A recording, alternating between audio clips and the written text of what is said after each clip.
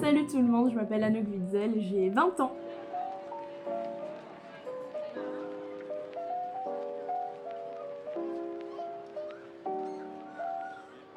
Je suis service civique pour la Ligue de l'enseignement. Je suis née aux Pays-Bas. Voilà, je suis venue ici quand j'avais 5 ans et j'ai grandi dans la Dordogne, vers Bergerac, vers Bordeaux.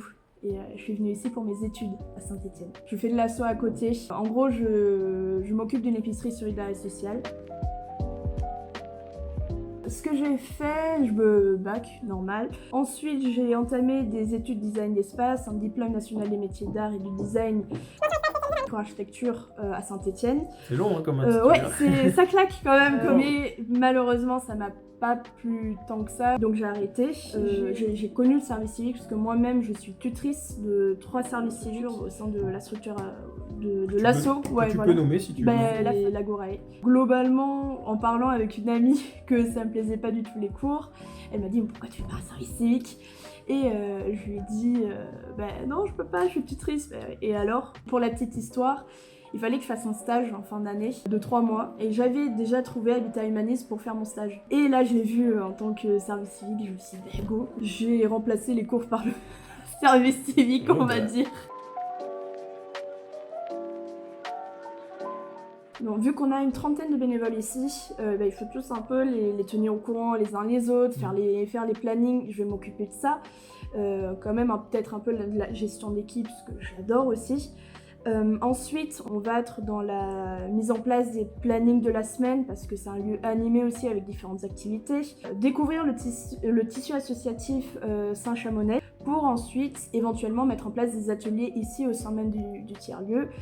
Et comme j'ai dit, accueillir du monde et aussi faire un retour, faire le lien entre déjà tous les bénévoles, mais aussi entre le tiers-lieu à Saint-Chamond et les bureaux à Saint-Étienne. Tous les lundis matins, on a une réunion et puis moi je fais un peu mon compte rendu par rapport à la boussole. Parce que l'idée déjà de l'asso me parle énormément, parce que déjà j'étais attirée par tout ce qui est le logement social, aider les autres, accompagner les autres. Je vais beaucoup parler de mon parcours associatif, mais les deux sont énormément liés. Sans mon parcours associatif, je pense pas monter un service civique ici. Et c'est ce que je faisais déjà un peu à l'Agorae.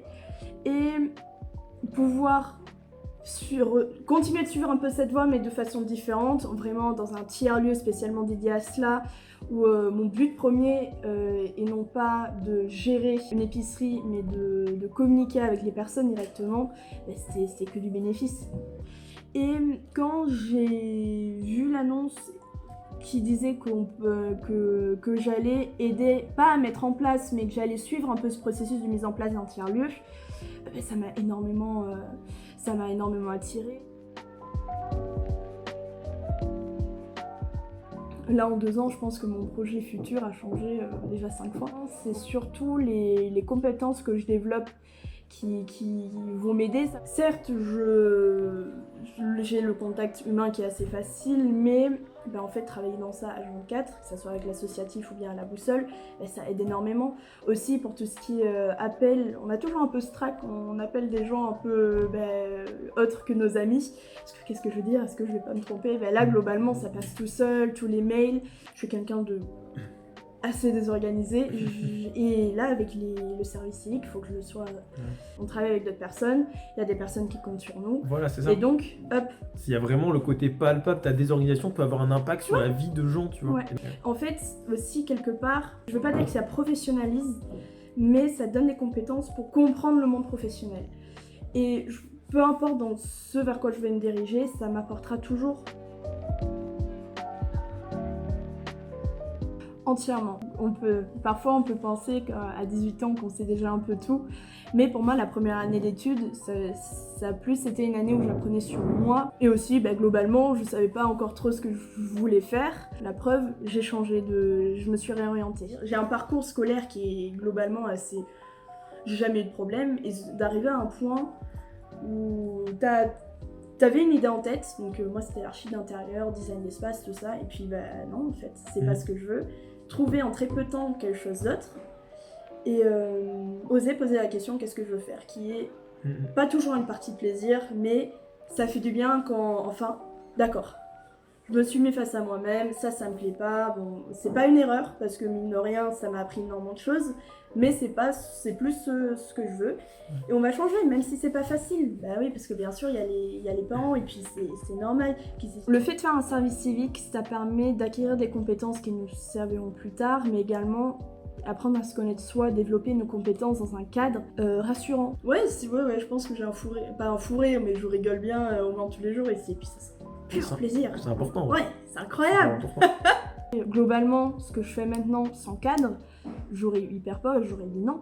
Maintenant, le fait d'être cadré, le fait d'être accompagné par mon tuteur, être accompagné par une structure qui est Habitat Humanisme et la Ligue de l'enseignement, ça donne confiance et permet de développer les compétences. Et c'est une certaine forme d'engagement aussi. Moi, je trouve ça hyper beau de pouvoir apporter un peu son pied à l'édifice à travers ce service civique. Sa pierre à l'édifice. Ouais, T'as dit non, j'ai entendu son pied à l'édifice. Sa pierre à l'édifice. Non, c'est bon. Peut-être j'ai dit son pierre à l'édifice, mais sa pierre à l'édifice, oui. Globalement, c'est la tasse que j'ai ici. C'est une bénévole qui me l'a donnée, on va dire. Et globalement, c'est la tasse que je prends tout le temps. J'arrive ici, 14h30, bam, je prends la tasse, personne ne peut la prendre. Ça représente pour moi aussi le lien que j'ai créé avec tous les bénévoles. Et puis avec cette bénévole, je l'adore. Moi, je suis assez loin de mes parents. Pas que ça me gêne, mais c'est vrai que maintenant, j'ai 30 adultes bénévoles qui m'entourent, et c'est vrai, on dirait que j'ai 30 nouveaux papa-maman qui « Tu manges bien, tu fais ça bien !» On est vraiment dans un cocon hyper familial. Ça fait un peu bateau de dire ça, mais cette tasse, ça le représente quand même.